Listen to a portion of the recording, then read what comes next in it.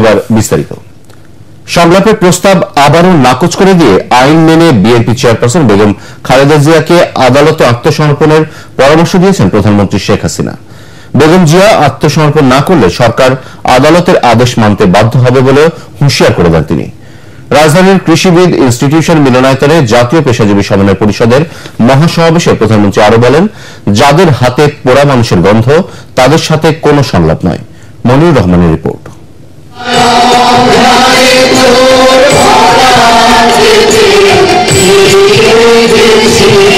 Petrol বোমা, জঙ্গিবাদ, সন্ত্রাস এবং মানুষ হত্যার প্রতিবাদে জাতীয় পেশাজীবী মহাসমাবেশের আয়োজন করে পেশাজীবী সমন্বয় পরিষদ। এতে বিএনপি চেয়ারপারসন বেগম খালেদা জিয়ার সংবাদ সম্মেলনের জবাবে প্রধানমন্ত্রী শেখ হাসিনা বলেন, তার বক্তব্য ছিল মিথ্যাচারে ভরা। তিনি বলেন, গুলশান কার্যালয়ে নিজেই নিজেকে অবরুদ্ধ করে রেখে একের পর এক কর্মসূচি দিচ্ছেন বেগম জিয়া। হরতাল ডাক দিয়েছে, তার হরতাল তো তার জন্য নিজের লোকরাই মানে না। বিএনপি নেতাদের শিল্প কলকারখানা চলে, অফিস আদালত চলে, গার্মেন্টস চলে, ব্যবসা প্রতিষ্ঠান চলে এবং তারা গাড়িতে ঘুরে বেড়ায়। আর মানুষেরা চোখ খুলেছে, মানুষও দেখে, মানুষও জানে। সেজন্য উনি বসে বসে যতই ঘোষণা দিক না কেন কোনো জনগণের সমর্থন পাবেন না। রাজনৈতিক কর্মসূচির নামে দেশের খেটে খাওয়া মানুষকে পুড়িয়ে মারছেন বিএনপি চেয়ারপারসন এমন অভিযোগ করে শেখ হাসিনা বলেন, যারা বাংলাদেশের স্বাধীনতা চায়নি সেই পরাজিত শক্তিদের খুশি করাই দলটির লক্ষ্য। তিনি জানান, ৫ জানুয়ারি নির্বাচনে না আসা ছিল বেগম জিয়ার সিদ্ধান্ত, কিন্তু সারা বিশ্ব ওই নির্বাচনকে স্বীকৃতি দিয়েছে বলেও দাবি করেন প্রধানমন্ত্রী। এই পার্লামেন্ট, এই ইলেকশন যদি বৈধ না হবে তাহলে আন্তর্জাতিক পর্যায়ে সকল পার্লামেন্টের স্পিকার এবং সদস্যরা কি করে ভোট দিল? অর্থাৎ বিশ্বের কাছে এটা বৈধ, বৈধ না একজনের কাছে। কার কাছে? খালেদা জিয়ার কাছে। নাশকতার আগুনে পুড়ে মারা যাওয়া সাধারণ মানুষদের প্রতি বেগম জিয়ার কোনো সমবেদনা নেই বলেও মন্তব্য করেন তিনি। গণমাধ্যম নিয়ন্ত্রণ করছে সরকার, বিএনপি নেত্রীর এমন বক্তব্যের জবাবে প্রধানমন্ত্রী বলেন, নিজের যদি স্বাধীনতা না থাকবে তাহলে তার বক্তৃতা একজন আসামি, ফেরারি আসামি, শুধু আসামি না, সে কিন্তু কোর্টে শিক্ষিত ফেরারি আসামি। সেই ফেরারি আসামি প্রেস কনফারেন্স করলো এবং সেখানে মিডিয়া গেল। তো সরকার পক্ষ থেকে তো আমরা বাধা দেয়নি, ওই অফিসের মহিলাকে অবরুদ্ধ। তাহলে এতগুলি সাংবাদিক গেল কিভাবে, এতগুলি ক্যামেরা গেল কিভাবে, আর তার সে বক্তব্য সরাসরি প্রচার করলো কিভাবে? বিএনপি যুগ্ম মহাসচিব সালাউদ্দিন আহমেদের নিখোঁজ হওয়া সম্পর্কে তিনি বলেন, তার অবস্থান সম্পর্কে খালেদা জিয়াই ভালো বলতে পারবেন। সালাউদ্দিন কোথায়, উনি কোথায় তাকে পাঠিয়েছেন, কোন গভীর আন্ডারগ্রাউন্ডে, ডিপ আন্ডারগ্রাউন্ডে পাঠিয়েছেন, তার জবাব কে দেবে? তার জবাব আমরা দেবো কোথায়? কারণ শুধু তাকে তো আমরা অ্যারেস্ট করার জন্য খুঁজে বেড়াচ্ছি, খুব সত্যি তাকেই অ্যারেস্ট করবো, তার বিরুদ্ধে মামলাও আছে, কিন্তু সে কোথায়? এটা তো ওই জন্য তো খালেদা জিয়া নিজে দিতে পারবে যে কোথায় শেষ হয়। এ সময় আদালতের সমন অনুযায়ী বেগম জিয়াকে আত্মসমর্পণের পরামর্শ দেন প্রধানমন্ত্রী।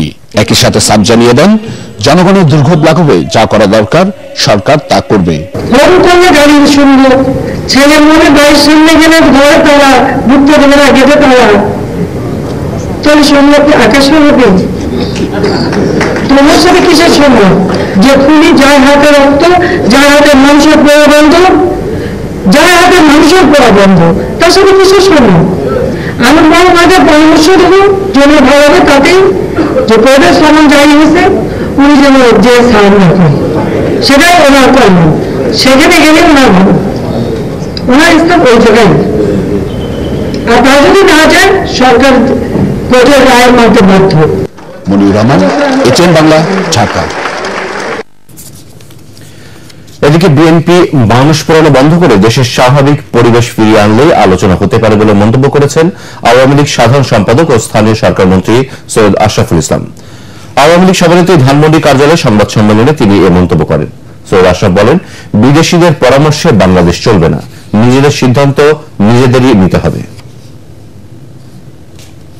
খালেদা জিয়া তাদের সন্ত্রাসী বাহিনীকে সন্ত্রাস থেকে মুক্ত করেন, বাংলাদেশে এমন একটা পরিবেশ সৃষ্টি করেন যে গণতান্ত্রিক পরিবেশ সেখানে শান্তিপূর্ণ হয়, মানুষ মানবদ্ধ করেন, তাহলে এই দেশে একটা শান্তির পরিবেশ আসবে। সেই শান্তির পরিবেশেই আপনার একমাত্র আলোচনা হওয়া সম্ভব। নির্বাচন হবে সঠিক সময়, সঠিক সময় এবং সেই নির্বাচনে অংশগ্রহণ করার জন্য আপনি প্রস্তুতি গ্রহণ করুন। রাজনৈতিক দলগুলোর সাথে সরকারের আলোচনার মাধ্যমে দেশের চলমান সংকট থেকে উত্তরণ সম্ভব বলে মন্তব্য করেছেন জাতীয় পার্টির চেয়ারম্যান হুসেইন মোহাম্মদ এরশাদ। রংপুরে স্থানীয় নেতাকর্মীদের সাথে মত বিনিময়ের সময় তিনি এ মন্তব্য করেন। তিনি অভিযোগ করেন, এর আগের কোন সংসদেই বিরোধী দলগুলো তাদের ভূমিকা পালন করেনি। জাতীয় পার্টি সবার সাথে আলোচনার যে উদ্যোগ নিয়েছিল তা ব্যর্থ হয়েছে বলে জানান এরশাদ। প্রত্যেক সংসদের বিরোধীদের অ্যাবসেন্ট ছিল, আন্দোলন হয়েছে, গাড়ি পোড়ানো হয়েছে, মারা হয়েছে। অর্থাৎ এটা সমাধানের পথ নয়। একটু উত্তম উপায় কি? নির্বাচন হয়ে একজন জিতবে হারবে, এটা নিয়ম, আমরা সেটা মানি না। আমাদের বলছি না তার কাজটা আমার।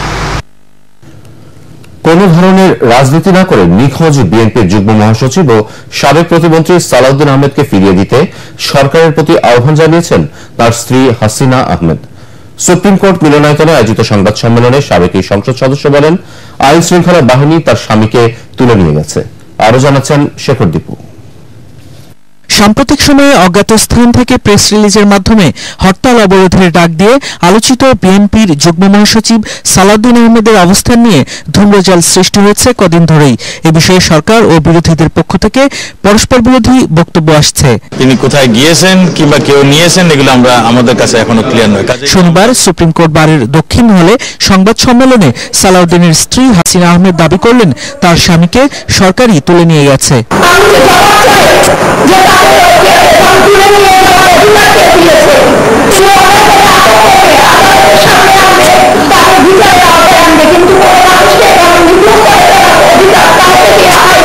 তিনি বলেন, সালাউদ্দিন একজন জনপ্রিয় নেতা, তাকে কেন এভাবে আটক করা হবে?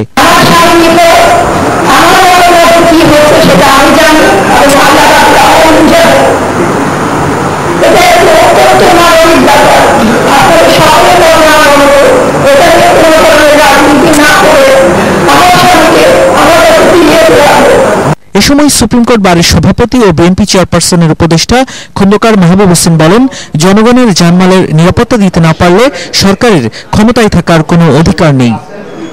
শেখর দীপু, এটিএন বাংলা, ঢাকা। আজ সকাল ৬টা থেকে বুধবার সকাল ৬টা পর্যন্ত সারা দেশে আবারও টানা ৭২ ঘন্টার হরতালের ডাক দিয়েছে বিএনপি নেতৃত্বাধীন ২০ দলীয় জোট। বিএনপির যুগ্ম মহাসচিব বরকতুল্লাহ বুল্লু সই করা এক বিবৃতিতে এই ঘোষণা দেওয়া হয়। এতে বিএনপি চেয়ারপারসন বেগম খালেদা জিয়ার সংবাদ সম্মেলনের প্রতিক্রিয়ায় আওয়ামী লীগের যুগ্ম সাধারণ সম্পাদক মাহবুবুল আলম হানিফের বক্তব্যের তীব্র নিন্দা জানানো হয়। রাজধানীর দিলকুশায় মিয়া আমানুল্লাহ ভবনে অগ্নিকাণ্ডে পুড়ে গেছে বাংলাদেশ ইন্ডাস্ট্রিয়াল ফাইন্যান্স কোম্পানির পুরো ফ্লোর। শনিবার বিকেলে এই আগুন লাগে। খবর পেয়ে ফায়ার সার্ভিসের 10টি ইউনিট আগুন নিয়ন্ত্রণে কাজ শুরু করে। এদিকে আগুন নেভাতে গিয়ে প্রচন্ড ধোঁয়ায় ফায়ার সার্ভিসের বেশ কয়েকজন কর্মী অসুস্থ হয়ে পড়েন। তাদের ঢাকা মেডিকেল কলেজ হাসপাতালে পাঠানো হয়।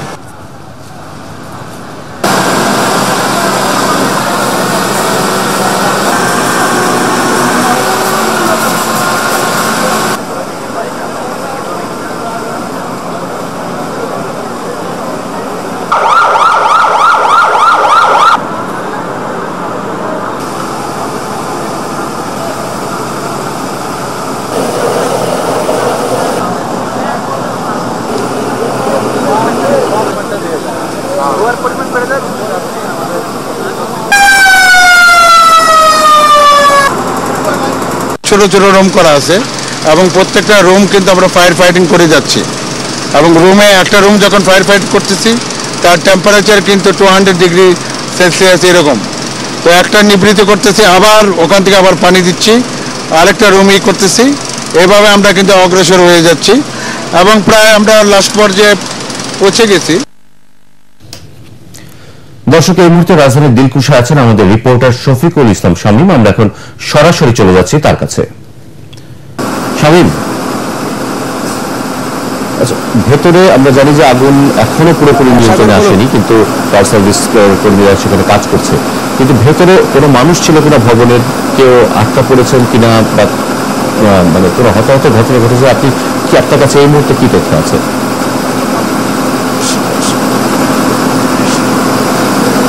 সাগর, এই ভবনটিতে যে অফিসগুলো রয়েছে সবগুলো হচ্ছে আর্থিক প্রতিষ্ঠান। এই আর্থিক প্রতিষ্ঠানগুলো ছুটির দিন থাকায় এখানে কোনো আসলে লোকজন ছিল না বলে আমরা জানতে পেরেছি। আরেকটি বিষয় হচ্ছে যে এত দীর্ঘ সময় কেন আগুন নিভানোর জন্য লাগছে সে বিষয়টি আমরা জানার চেষ্টা করেছিলাম। সেক্ষেত্রে ফায়ার সার্ভিসের কর্মীরা যেটা আমাদেরকে জানিয়েছে, এখানে আগুন নিভানোর ক্ষেত্রে মূল বাধাটা হচ্ছে ডেকোরেশন সিস্টেম। এখানে যে পার্টিকেল বোর্ড সেগুলো থেকে যেগুলো ডেকোরেশন করা হয়েছে সেগুলোর কারণে আসলে আগুনটা দ্রুত ছড়িয়ে যায়। এবং এখন যে 3 তলায় আরাফা ইসলামী ব্যাংক সেই ফ্লোরে এখন আগুন কিছুটা রয়েছে, তবে ধোঁয়ার পরিমাণটা বেশি রয়েছে। তো সেক্ষেত্রে তারা যেটা বলেছে যে আগুন নিয়ন্ত্রণ আনতে আর অল্প সময়ের মধ্যে হয়তো তারা সক্ষম হবে। এবং এখানে যে 12টি ইউনিট ছিল সেই 12টি ইউনিট কিন্তু এখন এই মুহূর্তে নেই। এখন ফায়ার সার্ভিসের বেশ কয়েকটি ইউনিট ইতিমধ্যেই এই স্থান থেকে চলে গেছে। তবে ফায়ার সার্ভিসের কর্মীরা আশাবাদী যে কিছুক্ষণের মধ্যেই তারা আগুন পুরোপুরি নিয়ন্ত্রণে আনতে সক্ষম হবে। সাগর, তাকে ধন্যবাদ।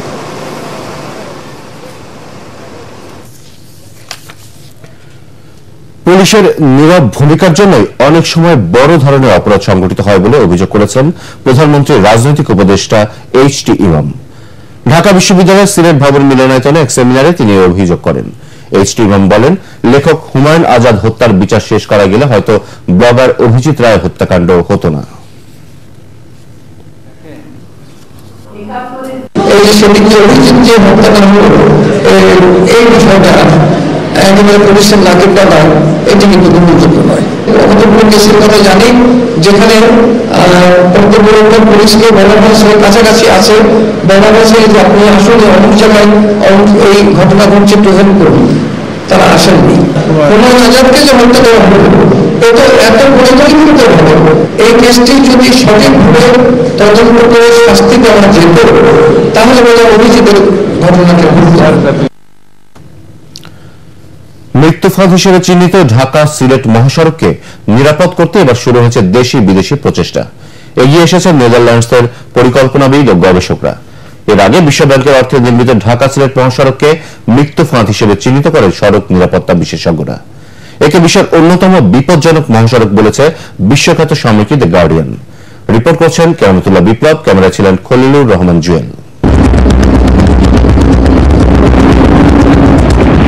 এমন বেপরোয়া গতিতে সবসময় গাড়ি চলে ঢাকা সিলেট মহাসড়কে। 10 বছর আগে বিশ্বব্যাংকের দেয়া প্রায় 2200 কোটি টাকায় দেশের অন্যতম আধুনিক এই মহাসড়ক তৈরি করা হয়। তবে তার নিরাপত্তায় আধুনিক কোনো পরিকল্পনাই তখন করা হয়নি। এখন বছরে এই সড়কে গড়ে দুর্ঘটনার সংখ্যা 1500-এর বেশি, আর এ যাবৎ মৃত্যু হয়েছে 2500-এরও বেশি মানুষের। এ সড়কেই দুর্ঘটনায় মারা গেছেন সাবেক অর্থমন্ত্রী সাইফুর রহমান। এটা ওয়ার্ল্ডের one of the deadliest road হিসেবে বিবেচিত।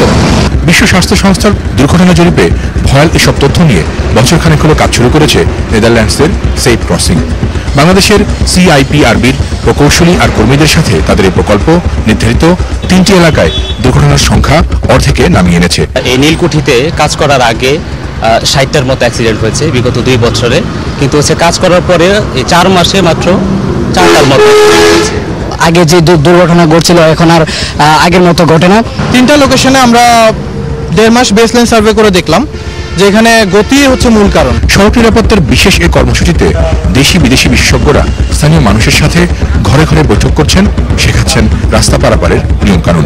এই যে আমরা যখন দুর্ঘটনা বলছি, সড়ক দুর্ঘটনা বলছি, তখন দেখা যাচ্ছে যে আমরা এটা মনে করছি এখানে আমাদের কিছু করার থাকছে না, কিন্তু আসলে এখানে আমাদের করার আছে, এটা প্রতিরোধযোগ্য। আমাদের এই প্রজেক্টটাতে আমরা চেষ্টা করছি যে আমাদের ইঞ্জিনিয়ারিং ইফেক্টটাকে নিতে, যে এই জায়গা নীলকুঠি যেই একটা বিপজ্জনক স্থান সেটাকে আমরা পরিবর্তন করতে চাচ্ছি, যেটা ইঞ্জিনিয়ারিং ইস্যু, এবং এটা একটা পাইনিয়ার হবে বাংলাদেশের থেকে এবং নিম্ন মধ্যবিত্ত দেশগুলোর জন্য। সোজা ও মসৃণ হবার কারণেই ঢাকা সিলেট মহাসড়কে 100 থেকে 130 কিলোমিটার গতিতে চলে যানবাহন, যা দেশের আর কোনো মহাসড়কে হচ্ছে না। তাই দেশ তথা আন্তর্জাতিক জরিপেও এখন এত বিপজ্জনক এই মহাসড়ক। আন্তর্জাতিক সংস্থাগুলোর মতে বাংলাদেশের সবচেয়ে ঝুঁকিপূর্ণ বা বিপজ্জনক সড়ক বলা হচ্ছে ঢাকা সিলেটের এই মহাসড়ককে। এই মহাসড়কের দুর্ঘটনা কমিয়ে আনার জন্য এখন নতুন নতুন এ ধরনের উদ্ভাবনীকেই খুব জরুরি মনে করছেন বিশেষজ্ঞরা। আর যদি এই সকল প্রকল্প সত্যিকার অর্থেই বাস্তবায়ন হয় তাহলে হয়তোবা আগামী 5 বছরে বাংলাদেশের সড়ক দুর্ঘটনা অর্ধেকেরও বেশি কমিয়ে আনা সম্ভব বলে মনে করছেন তারা। কেরামতুল্লাহ বিপ্লব, এটিএন বাংলা, নীলকুঠি, নরসিংদী।